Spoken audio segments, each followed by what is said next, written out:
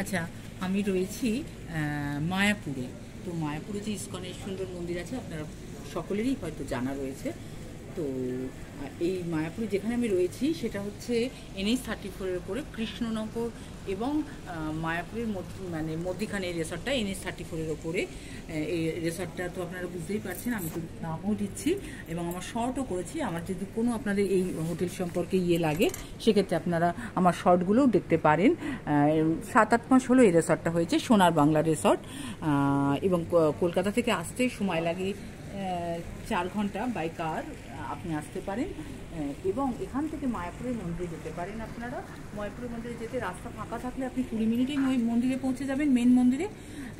এবং যদি রাস্তায় একটু ভিড় থাকে তাহলে 30-35 মিনিট লাগতে পারে।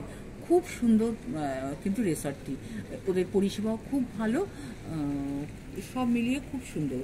তো এখানে আপনারা যদি মনে করেন তাহলে এখানে আপনারা থেকে কিন্তু মায়াপুরে যাতায়াত করতে পারেন, তাতে কোনো সমস্যাও হবে না। আর রাস্তাও খুব অল্প সময়ে, খুব সুন্দর কিন্তু রিসর্টটি।